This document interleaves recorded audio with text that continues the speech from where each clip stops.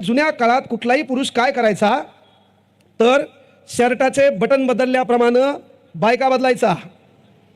शर्टाचे button बदलल्याप्रमाणे बायका बदलायचा. आता मला सांगा कोणत्या मायकालालमध्ये धमक आहे भाऊ? घरी त्याची बायको आहे आणि बाहेरून बाईक घराला तिला म्हणला ही तुमची. किती मार खाईल ते? 498 नावाचं मॅटर माहिती का नाही? 498 मध्ये हिनं ज्याचं नाव घेतलं त्याला हलतात. हिनं सासूचं घेतलं पहिले सासूल 2 ठाके, हिनं ननंदचं घेतलं तिला बी ठाके, नवऱ्याचा तर इसेच खलास. म्हणजे मेन गोष्ट आहे तुला तुझ्या पसंतीनं नवरा करण्याचा अधिकार, तुला तुझ्या मर्जीनुसार त्याच्यासमोर नांदण्याचा अधिकार, ते भिकारचोट दलिंदर असेल चुटकी मारून सोडून देण्याचा अधिकार कोणा दिला? बाबासाहेबांना. जुन्या काळात आपली माय काय म्हणायची? बाय आपण गरीब आहेत संसार काठापर्यंत न्यायचा असतो. आता काळ खलास, लुंगी नेसून पाणी भरते. सध्या लुंगी नेसून पाणी भरते. घरातले 90% कामे हेच करायले. कळलं का? याचे कपडे धुण्याच्या व्यतिरिक्त म्हणजे अंडरपॅन्ट तर याची हेच धुते. म्हणजे इसेच खलास झाला. काय केलं तर तुला तुझ्या मर्जीनुसार नवरा निवडता येतो, नवऱ्यासोबत नांदता येतो, पण जर तो स्त्री जातीला गुलाम या नात्यानं वावरत असेल तर त्याला सोडून पण देता येते. एवढ्यावर बी नाही. जुन्या काळात एखाद्या स्त्रीनं तिचा नवरा मरण पावला तर तिला सती जावं लागत होतं.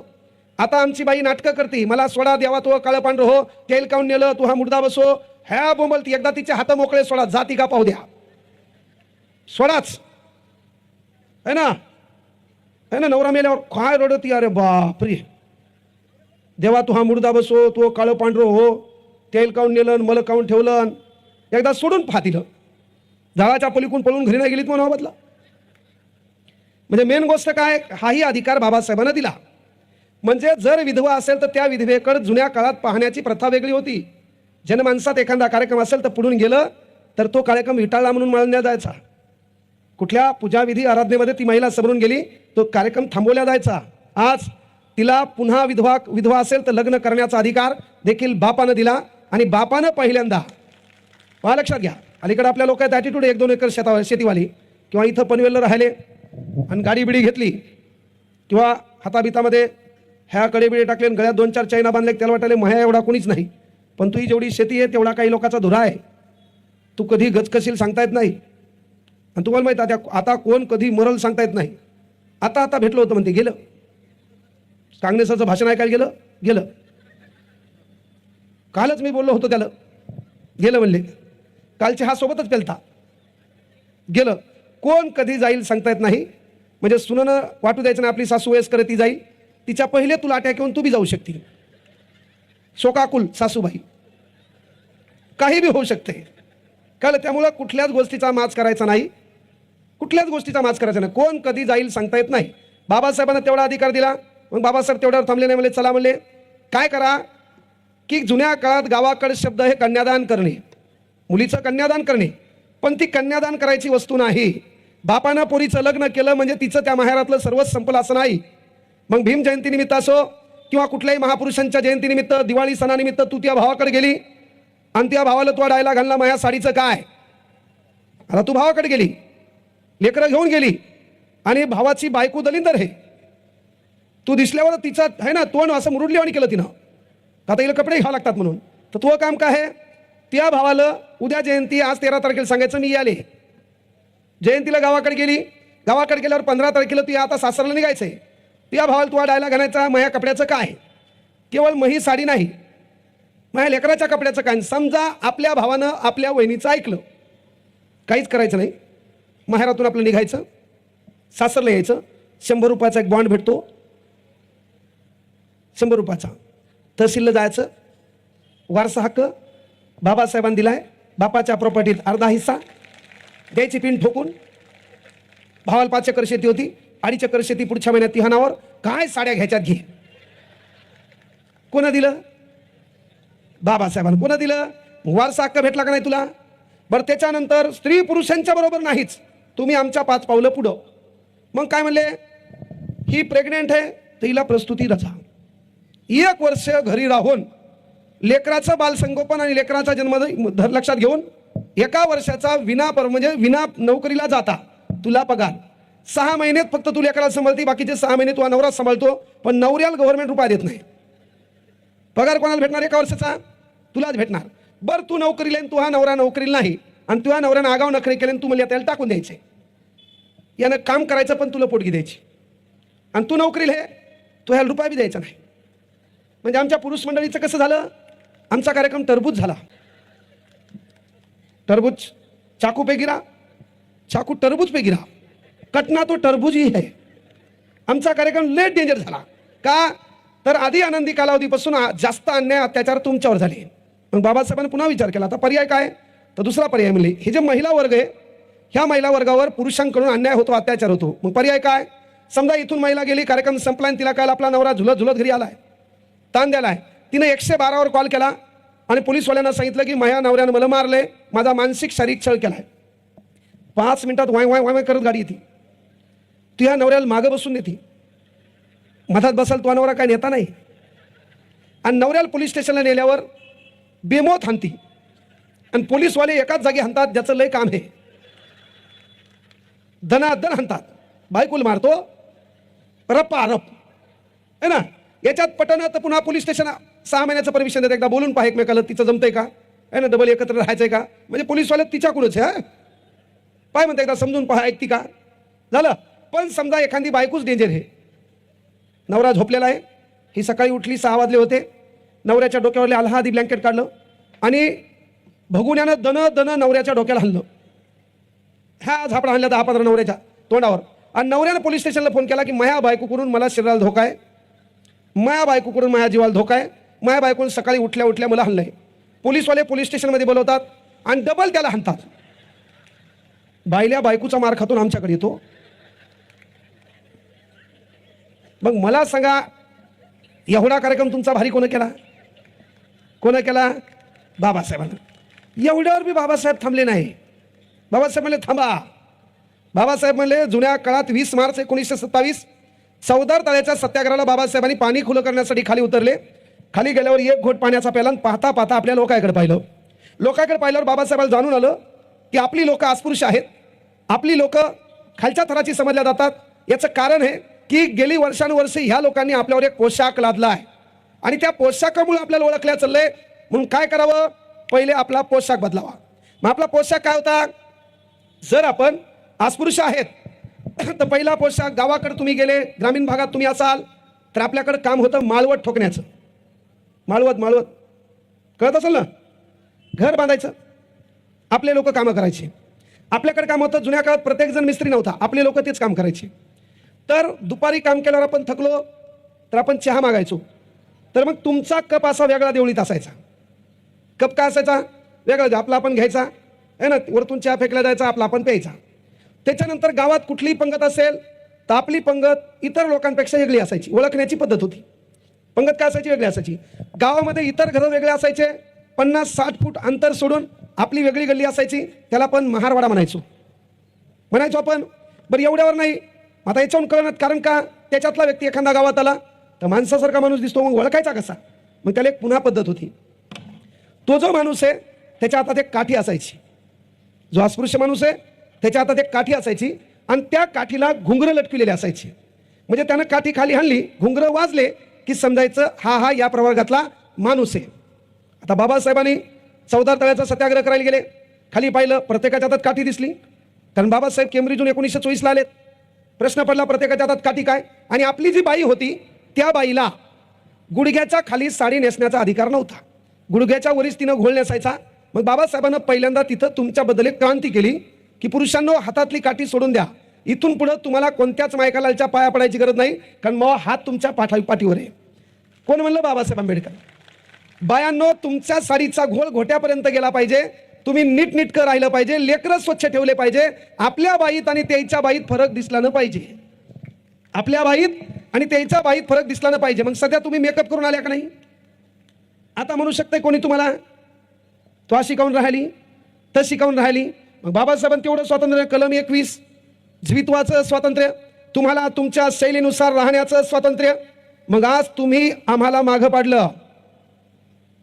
आमचा ड्रेस काय, टी शर्ट पॅन्ट शर्ट, संपला कार्यक्रम आमचा. तुमचे तर वेगवेगळे ड्रेस आहेत बापा, हे का नाही. मग मला सांगा, बाबासाहेबांनी तुम्हाला स्वातंत्र्य दिलं का नाही. समजा केस तुला वाटली आता पॉप नावाचा भांग पाडायचा आहे, तू हे केस कमी आहेत, मधात ईट ठेव. अधिकार दिला ना बाबासाहेबांना. तुला वाटलं मग हे 2 केस गालासमोर आले पाहिजे. जुन्या काळात ब्युटी पार्लर नव्हतं, सराटा गरम करायची, झुपकून वाढायची, 2 केस याला लटकायचे. ते 2 केस आमच्या माणसाला मातीत घालायचे. एकर इकडे यानं कार्यक्रम. आता काही काय आमचे दलिंदर आहेत, पोरीची बराबरी करायला चालली आहे ना, केसच वाढवायला आहे. पुढून चालल्यावर बाई वाटायला पलिकून गेला काय माणूस आहे का नाही. म्हणजे मेन गोष्ट बराबरी करायला. आमच्या बरोबर काल बाई पोरगी काय करायली, कानात बाळी घाली. हे दलिंदर भवाळीत बाळी घालले. काहून तर आम्ही महिलांपेक्षा वेगळे आहेत, आम्ही महिलांपेक्षा वेगळे आहेत. अलीकडे काही काही पोरं पाहिले मी आपली. मी आवर्जून या ठिकाणी सांगतो, आपण आपल्या केसावरून आपल्या कपड्यावरून टेरर दाखवणे, आपलं वजन पडणे या भ्रमात राहू नका. वजन पाडण्यासाठी कपडे बी भारी लागतात, वजन पाडण्यासाठी माणूस सुटाबुटातच लागतो. हे भारताला पहिल्यांदा बाबासाहेबांनी दाखवून दिलंय. जेव्हा या देशातल्या लोकांना घालायला कपडे नव्हते का, तुम्ही बाबासाहेबाचा कुठलाही फोटो पहा, त्या फोटोत बाबासाहेब तुम्हाला कोटावरच दिसतील. गोलमेज परिषद उन्हाळ्यात होती, उन्हाळ्यात मार्च महिन्यात गोलमेज परिषद उन्हाळ्यात होती ना, तर तिथं प्रत्येक लोक असे ढगळ बिगळ कपडे घालून गेलते, बाबासाहेब कोटातच गेलते. का? विचारसरणीवर डिपेंड असते. तुम्ही बाबासाहेबाचा कुठलाही फोटो घ्या, तो फोटो कसा आहे पहा, कुठलाही घ्या, दिसायला स्मार्ट आहे, कोट आहे, आणि तू काय करायला इथं पॅन्ट फाडायला. कस काय? फॅशन आहे म्हणून. बेटा तेरे घर में राशन का प्रश्न है, तू फॅशनच्या कहायला नादी लागायला. फॅशन बरं, ते शब्द बी तुला येईना, मोबाईलचे उपकार आहेत यावर. तुला हॅपीची स्पेलिंग येत नाही, याच लिहिल्यावर बाकीचं खालून येते. तुला बर्थडेची स्पेलिंग येत नाही, बी लिहिल्यावर बाकीचं खालून येते. ॲनिव्हर्सरी ह्या बाबाला स्पेलिंग येत नाही, एन लिहिल्यावर बाकीचं खालून येते. आणि तू फॅशन फॅशन त्याच्यात पोरगी. आता तुम्ही इकडं पनवेल पुणे मुंबई म्हणलं तर इशेत नाही, प्रत्येकीकडे मोबाईल असेल, प्रत्येकीकडे इंस्टाग्राम असेल, बरोबर आहे. आणि हिची स्टोरी आणि कधी कधी स्टेटस चेक करता, हिच्या कॉलेजच्या मैत्रिणी चेक करा. ही जर स्टोरी स्टेटस ठेवत असेल ना विथ माय बेस्टी, तर बेस्टीला हिनं सोबत आणा. हिनं स्टेटस ठेवलं ना विथ माय बेस्टी, बेस्टी आपने को बेस्टी का प्रॉब्लेम है. त्याच्यात ही स्टेटस ठेवायली विथ माय सिसो. सिसो सिस्टरची स्पेलिंग आहे ना, हिनं शॉर्टकट काढला विथ माय सिसो. सिसो कोण? ट्युशन मधली सख्या बहिणीला झडपणी आली. तिचं मॅटर हिला माहीत, हिचं मॅटर तिला माहीत. काल्याचं कीर्तन हे का नाही. स्टेटस कोणाचं ठेवायली with my lovely bro. Bro बर्दरची स्पेलिंग आहे ना, हिनं शॉर्टकट काढला विथ माय लवली ब्रो. आणि ब्रो कोण? ट्युशन मधला, कॉलेज मधला. ते सख्या भावाला काय झालं ताई, आणि ते जे ब्रो असते ते बी डेंजर आहे. ते काय करतंय, हिला बहीण म्हणते, हिच्या बाजूचीला गुलगुलू बोलते. त्यावेळेस माईचं बापाचं काम आहे, आपलं लेकरू संपर्कात कोणाचे आहे, आपलं लेकरू करायला काय. का? बाबासाहेबांनी एवढा भारी अधिकार दिलाय, बाबासाहेबांना एवढा भारी अधिकार दिलाय. म्हणजे जुन्या काळात पोरग आपल्या घरी पोरगी पाहायला यायचं ना, तर आपल्या घरी पोरगी पाहायला आल्यावर आपला बाप आपल्या माईला चहा करायला लावायचा. आपली मोठी बहीण जेव्हा पाहुणे पाहायला आले तेव्हा आपल्याकडं घरामध्ये नेसायला बरोबर साडी नव्हती, म्हणून आपण आपल्या घराच्या बाजूला जे श्रीमंत आहे का, त्या बाईची साडी नेसून मेकअप करून त्या पाहुण्यासमोर चहा घेऊन गेलो. आपल्या घरातल्या चहाच्या कपाला कानं नव्हते, म्हणून आपण शेजारच्या घरातून कप आणले. का? तात्पुरती आपल्या घराच्या गरिबीची इज्जत झाकावी. आपल्या बापानं जिंदगीत कधी पोहे खाल्ले नाही, पण त्या पाहुण्याला पोहे आणण्याचा प्रयत्न केलाय. तेवढ्या त्या पाहुण्याचा रात्री 9ला फोन आलाय आणि त्यानं आपल्या पोरीला रंगानं काळी असल्यामुळे नाकारले. ते दुःख आपला बाप जिंदगीत कधी विसरत नाही, ते दुःख आपला बाप जिंदगीत कधी विसरत नाही. बाबासाहेबांनं राज्यघटना कलम 16, तुला नोकरीमध्ये समानतेची संधी. जुन्या काळात तुला नोकरी करता येत नव्हती, तुझी व्याख्या चूल आणि मूल होती. तो काम काय, तो अभ्यास केला पाहिजे, तो MPSC क्रॅक केली पाहिजे, तू MBBS झाली पाहिजे, तू PSI STI ASO झाली पाहिजे. कळलं का? तू 3 मैत्रिणी सोबत घेतल्या पाहिजे, कार करून तू पोराला पाहायला गेली पाहिजे, तू क्वाटवर बसली पाहिजे, चहा घेऊन हे आलं पाहिजे. याला तू हा प्रश्न विचारला पाहिजे, ही पॅन्ट तुझीच आहे का? बदला घेण्याचं स्वातंत्र्य बाबासाहेबांनी दिलंय. कळलं का? येणाऱ्या 2 वर्षात तुम्हाला हुंडा चालू होणार आहे. पोरग हुंडा तुला देणार 10 लाख रुपये. कळलं का? 10 लाख तुला देणार. कळलं का? हे माकडासारखे उड्या मारत येणार आणि एकटी वाघिणीसारखी तू जाणार. कोणामुळं? बाबासाहेबामुळं. मग तू काम काय, फक्त पळून जाऊ नको, गुलू गुलू बोलू नको, लय अधिकार दिलाय. अरे तू पोलीस स्टेशनला गेलीस, आता रस्त्यानं चढू लागली, कॉलेजला चालली, कुठतरी कामावर चालली, जॉबला चालली, आणि एखादा माणूस तुला वाटलं तुझ्याकडं असे डोळे वाटारून पाहिलाय, आहे ना, निहाळून पाहिला, आणि तू पोलीस स्टेशनला गेली आणि पोलीसवाल्यांना म्हणली की ते माझ्याकडं 15 सेकंदापेक्षा जास्त टक लावून पाहू लागलं. पोलीसवाले त्याला उचलतात, डोळ्यानं विनयभंग केला म्हणून दणदण हाणतात. म्हणजे तू जर पोलीसवाल्याला जाऊन म्हणली की ते माझ्याकडे डोळे वटारून पाहू लागलं आणि पाहता पाहता डावा डोळा खालीवरी करू लागलं, बेमोत मार. पण ताई मला प्रश्न पडतोय, तुला कसं काय माहित त्यानं 15 सेकंदापेक्षा जास्त पाहिलं? तर 14 सेकंद तू हा पाण्यात घातले ना, मग टाळी एका हाताने वाजती का? मग बाबासाहेबांनी एवढा अधिकार दिला ना, कलम 21 तुम्हाला जगण्याचं स्वातंत्र्य दिलं. आमचे पोरं आहेत, अरे काय गरज आहे पॅन्ट फाडण्याची? आपण मोठ्या शहरात राहतो म्हणजे कपडे आगळे वेगळे घातले त्या फॅशन नाही. ह्या जगात किंमत बुद्धिमत्तेची लक्षात घ्या. जगामध्ये दर्जा हा बुद्धिमत्तेचा आहे. आणि म्हणून महत्त्वाची गोष्ट, आपल्या कपड्यावरून केसावरून आपला दरारान दहशत पडत नसती. जगाला, या जगाला युद्धानं नाही, ह्या जगाला प्रेमानं जिंकता येते. बाबासाहेबांनी कोणाला चापट हल्ली नाही, बाबासाहेबांनी कुठल्या समाजाचा द्वेष केला नाही. लेखणीच्या भरोश्यावर बाप घराघरात पोहोचलाय, फक्त लेखणीच्या भरोश्यावर. हा, ही गोष्ट लक्षात ठेवा. जगाला राज्य करण्यासाठी प्रेमाची गरज आहे. म्हणून पोरांना विनंती आहे, उगे केस वाढवले, त्याला कलर हल्ला, केस कुरळे केले म्हणजे तुझी दहशत पडती असे नाही. कपडे आगळे वेगळे घातले म्हणजे समाज तुझ्याकडे पाहतोय तुला भेटय असं नाही. का तर उन्हाळ्याच्या दिवसामध्ये या देशातल्या लोकांकडे कपडे नसताना बाप सुटाबुटात राहायचा. 9 जानेवारी 1915ला गांधीजी भारतात आले. भारतात आल्यावर त्यांनी पाहिलं या भारतातल्या लोकांना घालायला पुरेसे कपडे नाहीत, आणि म्हणून गांधीजीनं शपथ घेतली की या देशातल्या लोकांना घालायला पुरेसे कपडे नाहीत. मी दक्षिण आफ्रिकेतून बॅरिस्टर होऊन आलोय, पण माझ्या देशातल्या लोकांना घालायला पुरेसे कपडे नसतील तर मी सुटाबुटात राहणं चुकीचं आहे. म्हणून यांना पुरेसे कपडे नाहीत, म्हणून मी पण पूर्ण कपडे घालणार नाही. म्हणून बापूनं काय गुंडाळला? पंचा. 1924ला आपला बाप विदेशातून या देशात आला. देशातल्या लोकांकडे पाहिलं, ह्या लोकांना घालायला कपडे नाहीत, ह्या लोकांना घालायला कपडे नाहीत. मी समानतेच्या अधिकारावर एक पुस्तक लिहिणार. शिक्षणाच्या भरोश्यावर मी जसा सुटाबुटात आहे तसा मी माझ्या समाजाला सुटाबुटात आणणार. फरक असतो विचारसरणीचा, फरक डिपेंड असतो विचारसरणीचा. कारण छान वाक्य, किसी नंगे को देखकर नंगा होना गांधीवाद सिखाता है, किसी नंगे को देखकर नंगा होना गांधीवाद सिखाता है, किसी नंगे को देखकर सूट बूट में लाना ये आंबेडकरवाद सिखाता है. आपलं काम आहे, बाबासाहेबांनी आपल्याला सुटाबुटात सांगितलंय, आपल्याला छिद्रे चाळे करायला नाही. आणि पुरुष मंडळींना सांगतो, नाद बायाचा करायचा नाही. त्या 5 पावलं आपल्यापेक्षा पुढे आहेत. बाबासाहेबांनी काय दिलं? राहण्याचं स्वातंत्र्य. आमच्यापेक्षा डेंजर तुम्हाला दिलं. तुम्ही मेकअप करू शकता, घरी ब्युटी पार्लर चालू शकता, पेशंट नसला एकटीच फ्रेश होऊ शकते 2 दिन के बाद 4 दिन के बाद. क्या रूप निखर आया है, फेअर अँड लवली. कळलं? एकटीच फ्रेश होऊ शकते. तुला एवढं स्वातंत्र्य दिलंय, ते जाऊ द्या. कपडे परिधान करण्याचं, तुमच्या ड्रेसचे प्रकार किती आहेत? आमचा कार्यक्रम डिलीट झाला का नाही? आता आमचे पोरं तुमच्या कॉप्या करते. एक झोल्या पॅन्ट आणली बा, जुन्या काळात करीना कपूरचा ड्रेस होता ते, आता आमचं पोरगं घाले आणि फॅशन व्हायला. फॅशन नाही, तू ही वाटचाल तिकडे चालू व्हायली. फॅशन कुठं? महिलांनो, तुम्हाला एवढा अधिकार दिला बाबासाहेबांना, चॅलेंज नाही. आज तुम्ही तुमचा ड्रेस कोड बदलला. मला सांगा, मुळात जीन्स पॅन्ट कोणाची होती? आमची. आता तुम्ही घालायला का नाही? आमच्यात आहे का म्हणायची धमक, आमची जीन्स पॅन्ट घालू नका? कलम 19, मला माझ्या शैलीनुसार राहण्याचा अधिकार. आणि संविधान म्हणल्यावर आमचं बोलतच नाही, कारण याचा कार्यक्रम टरबूज आहे, त्याकडे चाकू रेडीच आहे. टी शर्ट कोणाचं होतं? आमचं. आता कोण परिधान करायले? आहे का तुमची धमक? टी शर्ट आमचं आहे, तुम्ही कसं काय घालायला? नाही. शर्ट पॅन्ट शर्टिंग करणं कोणाचं काम होतं? आपलं. कारण पहिले ऑफिस बिफिस काम आपण करायचो. आता तुमची बॉसच महिला आहे, तीच शर्टिंग करत असते.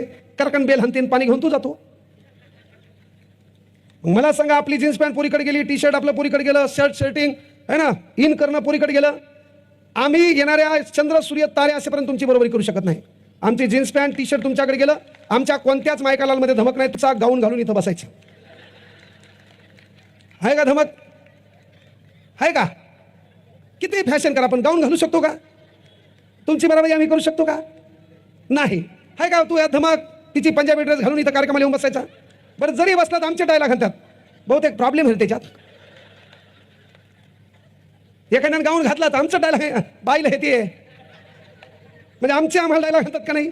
मग बाबासाहेबांनी एवढं तुम्हाला दिलं का नाही? हां, पण आपल्या पोरीनं कपडे कसे घालावे याच्यावर कंट्रोल माईनं ठेवावं. ही गोष्ट सर्वात महत्त्वाची. हां, आपल्या पोरीनं कपडे कसे घालावे याचे कंट्रोल माईनं ठेवावं. आणि जर पोरगी कपडे बरोबर घालत नसेल तर मला तुला विनंती आहे, मग इथं बसलेल्या माणसांना विनंती आहे, एकदा बायकुल पण हाता घालून काढा. तात्पर्य लेकरा देखत नाही, कारण बायकून फिरून मारल्यावर हायती बी जायची. तुम्ही दोघंच घरी असताना एकमेकाला हाना, लेकरा देखत नाही. आणि अलीकडे पाहिलं असेल प्रत्येक घरात बाईची तब्येत सुधारली, याचा कार्यक्रम डिलीट झाला. कुठेही जा, याचा कार्यक्रम डिलीट झाला. बायको एका बुकीत पडायला गेलं. त्यामुळे लेकरा देखत दाब दडपण टाकू नका. लेकरू नसल्याला मारण्याचा प्रयत्न करा. 3 जरी मारलं दोघालेच माहिती. कोणाला सांगू नका मी मारले, आणि तुम्ही सांगू नका मी मारले. तुमचं तुम्हाला चालू द्या. सांगायचं तात्पर्य बाबासाहेबांनी एवढं दिलं, पण एवढं देत असताना बाबासाहेबांचं म्हणणं आलं की हा विचारमंच आहे. मी प्रत्येक भाषणात एक उदाहरण आवर्जून सांगतो की बाबासाहेबांना आपल्याला दिलं काय. तर बाबासाहेबांचा प्रश्न पडला की बाबा आपल्या समूहाला लांब ठेवलं, आपल्या समूहाला बाजूला ठेवलं, आणि म्हणून विचारमंच असेल त्या विचारमंचावर आपल्या पोरानं मनोगत व्यक्त केलं पाहिजे, कोणतरी ऐकलं पाहिजे. यासाठी अधिकार कोणता आहे. तर यासाठी अधिकार आहे की विचारमंचावर बसलं पाहिजे आपलं पोरगं, विचारमंचावर त्याच्या हातात माईक असला पाहिजे, ते बोललं पाहिजे आणि आपल्या लोकांनी ऐकलं पाहिजे. मग त्यासाठी काय करता येईल. तर विचारमंच कुठलाही असो, त्या विचारमंचावर अशी खुर्ची असेल तर त्या खुर्चीवर बसण्यासाठी ताकद लागते सत्तेची. ताकद कोणती लागते. सत्ता. भारतातला कुठलाही विचारमंच असो, भारतातला कुठलाही स्टेज असो, त्या स्टेजवर बसायला पहिली ताकद लागते. त्या ताकदीचं नाव आहे सत्ता. मग सत्ता आपल्या हातात येईल का. नाही. सत्ता आपल्या हातात येईल का. सत्ता आपल्या हातात येणार नाही. म्हणून आपल्या बाबासाहेबांनी एक प्रयत्न केला. 1930ला पहिली गोलमेज परिषद पार पडली. बाबासाहेब गोलमेज परिषदेला गेले. गोलमेज परिषदेला गेल्यावर त्या ठिकाणी त्यांनी रॅमसे मॅग्नॉल समोर एक गोष्ट मांडली की जो समाज अस्पृश्य आहे त्यांच्यासाठी स्वतंत्र मतदारसंघ ठेवा. आता का म्हणले असतील बाबासाहेब असं बाबासाहेबांना का वाटलं म्हणावं. कारण बाबासाहेब भाषणात बोलून गेलेत, शासन करती जमात बना.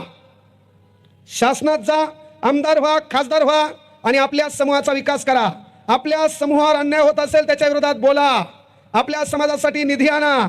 आपल्या समाजात विहार निर्माण करा. आपल्या समाजामध्ये रस्ते निर्माण करा. आपल्या समूहातील नाल्यांचे कामं करा. कधी करता येईल.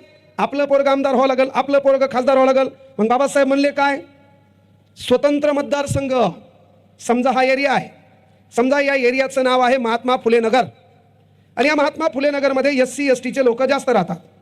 जर समजा हा मतदारसंघ स्वतंत्र केला तर नेहमी इथं काय होईल. आपल्या समूहाचं पोरग आमदार होईल. स्वतंत्र केल्यावर काय होईल. इथल्या समूहाचं पोरग आमदार होईल. नेहमी आपल्या कास्टमधलं पोरग निवडून येईल, आपल्या समूहाचा विकास करेल. पण रॅमसे मॅग्नॉलचं म्हणणं आलं की ही जे गोलमेज परिषद आहे, ही गोलमेज परिषद अपयशी ठरली. याचं कारण ज्याच्या मागं समूह आहे त्या माणसाला या चळवळीत आणा, त्याचं नाव आहे बापूजी. मग बापूजीला चळवळीत आणायचंय, दुसऱ्या गोलमेज परिषदेला आणायचंय. मग 5 मार्च 1931ला गांधीजी आणि आयर्विन यांचा करार झाला. गांधीजी दुसऱ्या गोलमेज परिषदेला गेले. गांधीजीच्या मागण्या ऐकून घेतल्या. इथं सुटाबुटा कोटामध्ये बाबासाहेब बसलेत. बाबासाहेबांनी पुन्हा मागणी केली की आम्हाला स्वतंत्र मतदारसंघ पाहिजे. ही गोष्ट गांधीजीला खटकली. गांधीजीने आमरण उपोषण चालू केलं. तिसऱ्या गोलमेज परिषदेमध्ये पुन्हा बाबासाहेब म्हणले आम्हाला अस्पृश्यांसाठी स्वतंत्र मतदारसंघ पाहिजे, आणि गांधीजीने आमरण उपोषण चालू केलं. राष्ट्राचं हित लक्षात घेऊन बाबासाहेब गांधीजीला भेटले आणि सांगितलं बाबा काही हरकत नाही, माझी मागणी मी मागे घेतो. का. वाक्य काय. राष्ट्रहिताचा विचार करून. वाक्य काय वापरले. राष्ट्रहिताचा विचार करून बाबासाहेबांनी गांधीजीचं म्हणणं ऐकलं. गांधीजी किंवा बाबासाहेब हे लक्षात घ्या, वैचारिक मतभेद होते. बाबासाहेबांनं कोणाचाच द्वेष केला नाही. जर कोणाचा द्वेष करता आला असता तर घटनेत कुठल्या तरी जातीवर, कुठल्या तरी धर्मावर चुकून काहीतरी आगळं वेगळं लिहिता आलं असतं, आणि तेव्हा आपल्या देशात कुठल्याच दलिंदराला कळत नव्हतं. हे लक्षात घ्या. काही जर एखादी पिन आणून ठेवली असती, कार्यक्रम किती बिघडला असता. बाबासाहेबांनी ते केलं. आपल्या संविधानाचा सरनामा आहे. तो सरनामा लिहित असताना कोण लिहिलाय. भारताच्या राज्यघटनेचा सरनामा कोण लिहिलाय. तर भारताच्या राज्यघटनेचा सरनामा लिहिलाय पंडित नेहरूंनी. कोण लिहिलाय. पंडित जवाहरलाल नेहरूंनी भारताच्या राज्यघटनेचा सरनामा, हे जे पुढे दिसायले कॉन्स्टिट्यूशन ऑफ इंडिया, हे कोण लिहिलंय. जो सरनामा आहे तो लिहिला पंडित नेहरूंनी. त्याची जी लँग्वेज आहे, we are the people of India, ही जी लँग्वेज आहे we are the people of India, कळलं. ते कोणाकडून स्वीकारलं आपण. अमेरिकन राज्यघटनेकडून. त्या सरनाम्यावर प्रभाव कोणाचा आहे. त्या सरनाम्यावर प्रभाव आहे गांधीजीच्या आणि रवींद्रनाथ टागोरांच्या विचारांचा. पण तो सरनामा दुरुस्त केला बाबासाहेब आंबेडकरांनी. का. तर याला राज्यघटनेच्या पहिल्या पेजवर जोडायचंय. जोडत असताना हा सरनाम्याची सुरुवात काय करायची आहे? का राज्यघटनेच्या पहिल्या पेजवर 284 लोकांच्या सह्या आहेत. मसुदा समितीचं ड्राफ्टिंग पूर्ण तयार करून दिलंय आणि आता राष्ट्रपती राजेंद्र प्रसाद साय सही करणार आहेत. आणि राष्ट्रपतीनं सही करणं म्हणजे कायदा तयार होणं, कायदा म्हणजे राज्यघटना. मग करायचं काय? तर काहीचं म्हणणं आलं राज्यघटनेची सुरुवात काय करा, आम्ही ईश्वराला साक्ष मानतो की. काहीचं म्हणणं आलं अल्लाच्या नावाने सुरुवात करा. काहीचं म्हणणं आलं वाहेगुरूच्या नावाने सुरुवात करा. काहीचं म्हणणं आलं येशू ख्रिस्तांच्या नावाने सुरुवात करा. बाबासाहेबांनी सांगितलं ही घटना कोण लिहिली? माणसाने माणसाच्या कल्याणासाठी लिहिली. मग हिची सुरुवात आम्ही भारताचे लोक काय केली? सुरुवात आपण आम्ही भारताचे लोक, भारताचे एक सार्वभौम. शब्द काय वापरला? सार्वभौम म्हणजे जगातली सर्वात मोठी राज्यघटना आहे. का तर ह्या कायद्यापेक्षा जगातल्या कुठल्याच राज्याचा कायदा मोठा नाही आणि हा कायदा कोणता मायकालाल तोडू शकणार नाही. कुठल्याही कायद्याची उत्पत्ती कशात असेल तर या संविधानात असेल. हा सरनामा बाबासाहेबांनी मांडला का नाही? हा सरनामा बाबासाहेबांनी मांडला. एवढ्यावर नाहीये. बाबासाहेबांनी सांगितलं स्वतंत्र मतदारसंघ करा, पण गांधीजींनी आमरण उपोषण केलं. आमरण उपोषण केल्यावर बाबासाहेब थांबले. बाबासाहेबांनी राष्ट्रहिताचा विचार घेतला, गांधीजीची मागणी मान्य केली आणि काय केलं? अस्पृश्यांसाठी स्वतंत्र मतदारसंघ या गोष्टीला बाबासाहेबांनी तात्पुरता पूर्णविराम दिला. 29 ऑगस्ट 1947 ला मसुदा समितीची स्थापना झाली. बाबासाहेब आंबेडकर मग लिहायला लागले. लिहित असताना बाबासाहेबांनी स्वतः अस्पृश्यांसाठी स्वतंत्र मतदारसंघ ही मागणी डिलीट केली आणि बाबासाहेबांनी तिथं शब्द वापरला राखीव. का वापरला सर बरं? आता बाबासाहेबांनीच मागणी मांडली होती काय? स्वतंत्र मतदारसंघ. बाबासाहेब पुढे काय म्हणले? बाबासाहेबांनी भविष्याचा वेध घेतला. बाबासाहेबांनी भविष्याचा वेध घेतला. आम्हाला स्वतंत्र नाही, कसे मतदारसंघ पाहिजे? राखीव. आपल्या भाषेत सांगतो, ह्या एरियाचं नाव आहे महात्मा फुले नगर. समजा इथं आपण हा मतदारसंघ विधानसभेसाठी राखीव ठेवला SC प्रवर्गासाठी. म्हणजे काय होईल? इथं कोणत्याही जाती धर्माचे लोक राहो, उभं मात्र SCचं राहील का नाही? SCचं उभं राहिल्यावर SCचं निवडून येईल का नाही? मग SCचं निवडून आलं, त्याच्याकडे पैसा आला, त्यांचा समाज लुटला, एकदा आमदार झाला, दोनदा आमदार झाला, स्वतंत्र केल्यावर मरेपर्यंत होईल का नाही? मग 10 वर्ष हे राखीव ठेवा, याचा कार्यक्रम डिलीट करा. ह्याच्या बाजूला समतानगर आहे, त्याला राखीव करा. तिथं आपलं कुठलं तरी SCचं पोरगा असेल, ते उभं राहील, ते आमदार होईल, त्या एरियाचा विकास करेल. त्याच्या बाजूला तक्षशिला नगर आहे, त्याला राखीव करा, ह्याचा कार्यक्रम डिलीट करा. तिथं आपलं पोरगं उभं राहील, ते निवडून येईल, त्या एरियाचा विकास करेल. म्हणजे आपल्या भारतातल्या असंख्य बहुजनांचा विकास करण्यासाठी बाबासाहेबांनी स्वतंत्र ही कन्सेप्ट नाकारली आणि काय मांडली? राखीव. टाळ्या मरेलवाणी वाजायच्या नाही. मुळात मी काही वक्ता नाही, मोह काम भाषणं ठोकणं नाही, हे लक्षात घ्या. भाषण 1 तास बोलायचे, मोजून 60,000 घेत असतो, 59 बी नाही. आणि असा कॅमेरा चालू असताना सांगायला धमक लागते. मी कुठल्याच पक्षाच्या पार्टीचा रुमाल गळ्यात घालत नाही. मी कुठल्याच दलिंदराच्या प्रचार सभेत प्रचार जायची गरज नाही. मी कुठला पक्ष कुठल्या व्यक्तीच्या विचारसरणीवर चालत नाही. एखाद्या पक्षाचा रुमाल घालून एखाद्या व्यक्तीच्या ताटाखालचं मांजर होण्यापेक्षा बाबासाहेबांच्या स्टेजवरून भीमाचा वाघ झालेलं कधी चांगलं, हे लक्षात घ्या. म्हणून रोकटोक बोलायला पहिल्यांदा एक गोष्ट लागते की तुमच्यात ती धमक असली पाहिजे. मी 60,000 रुपये घेतो म्हणून सांगितलं, मोजून 59 बी नाही. 7 तारखेपासून माझे कार्यक्रम बुक आहेत. 29 तारखेला मी रिकाम आहे. कोणाला लागलं असलं सांगा. कळलं? म्हणजे 60,000 घेत असतो, 59,999 नाही. पण या विचार मंचावर हे जाणून ठोकून सांगत असतो, मला एक मुलगी आहे 8 वर्षाची, एकच, आणि घरी एक बायको आहे. घरी म्हणजे अख्ख्या जगात एकच बायको आहे बाई. हा, घरी एक मला तू ह्या आपल्या डोक्यात सुपीक डोक्यात नापिक विचारील, हे बाहेर फिरतंय नाही. तर बाबा एक मुलगी आहे, मी 60,000 घेतोय. छाती टुकफोने सांगायला धमक का लागते की मी 60,000 रुपये घेतो, पण ते पैसे मी माझ्या बायकोच्या हितासाठी, माझ्या पोरीच्या भवितव्यासाठी किंवा मला काहीतरी आगळं वेगळं करायचं म्हणून घेत नाही. ज्या लेकराला मायबाप नाहीत, ज्या एखाद्या पोरीला नवऱ्यानं टाकून दिलं, तिला शिकायचंय, त्याच्या शिक्षणाच्या व्यवस्थेसाठी ते पैसे घेतो आणि ते वेगळे ठेवतो. त्याचा 1 ना 1 रुपया लिहिलेला आहे, कुठं खर्च केले तर माझ्याकडे किती जमा आहेत. म्हणजे कोणताही मायकाला उद्या आला की तू एवढ्या सभा ठोकल्यात, ते पैसे कुठे आहेत? माझ्याकडे लिहिलेले. हे डिझेलचे बी पैसे माझ्या फोनपेमधून माझ्या गाडीत टाकत असतो. माझा वेगळा खर्च, माझा वेगळा आहे. आणि भाषणं ठोकणं आपली परंपरा नाही. हे बंद बी केला कार्यक्रम आपला तरी चालतंय. यूट्यूबला बातम्या बी सांगितल्यात 10 लाख रुपये महिना आणतात. मला एवढा अभ्यास केला मी, लय हुशार आहे सध्या मी. यूट्यूबला डायलॉग बी आणले ना तरी पैसे कमवता येतात. सांगायचं तात्पर्य, बाबासाहेबांना सांगितलं तुमच्या एकूण उत्पन्नाच्या 5% तरी हिस्सा समाजासाठी द्या आणि मग म्हणा मी बाबासाहेबांच्या विचाराचा पाईक आहे. मी बाबासाहेबांच्या विचाराचा पाईक, 5% हिस्सा तुम्हाला समाजाच्या हितासाठी देता आला पाहिजे. का द्यायचा आहे? न जाने कौन सी मुलाकात आखरी होगी. 60 वर्षाचं आयुष्य कोण कधी गचकल सांगता येत नाही. आता मरायचं कारणच राहिलं नाही. जिम मारणारं बी मरायले, रनिंग करणारं बी मरायले. 4 जण एकत्र बसले तर पहिले तोपर्यंत त्याची जात कळत नाही तोपर्यंत स्टेटमेंट देता येईल. आता जनरल दुसरीकडे बोलावं लागेल, दुखायले मशीचं इंजेक्शन वा घरीवर जनरल बोलावं लागेल. एवढा कार्यक्रम बिघडलेला आहे. आणि त्याच्यात काय झालं, अन्नावरून जात कळणं, अन्नावरून जात कळणं. त्याची पिन हल्ली राजश्री शाहू महाराजांनी. कोणाचे अन्नावर कोणाला दिले, पण तू साध्या खोडीचा नाही. तू ट्रेनमध्ये बसमध्ये बसला आणि तिहा बाजूला अननोन माणूस बसला, तिहा डोक्यात पटकन असते याची जात आपल्याला कळावी. मग तू त्याला डायलॉग आणतो, तुमचं आडनाव काय. ते म्हणलं गायकवाड. तू कोमात जातो, नेमका गायकवाड कोणाचा कळत नाही. तू तेवढ्यावर थांबत नाही. तुमच्या मामाचं आडनाव काय. त्यानं सांगितलं कदम. तू आणखी कोमात जातो, कारण कदम कोणाचा कळत नाही. मग तू डायलॉग आणतो, तुमची ते कदमची पोरगी त्या गावात दिली, ती कोणाला दिली. कांबळे. हां, बेन आपलंच आहे. जय भीम जय भीम जय. सुधरत नाहीत. लय अति अभ्यास झाला आपल्या लोकांचा. आपल्या लोकांना चॅलेंज नाही, पण इथं बसलेल्या माता माऊल्यांना आवर्जून विनंती करतो, तुमचा लेख म्हणून कोणाबद्दलच राग ठेवू नका. इथं बसलेल्या पोरांना पुरींना पण विनंती आहे, शोक करा, मॉडर्न शहरात राहा, आधुनिकीकरण करा, है ना, स्टँडर्ड राहण्याचा प्रयत्न करा.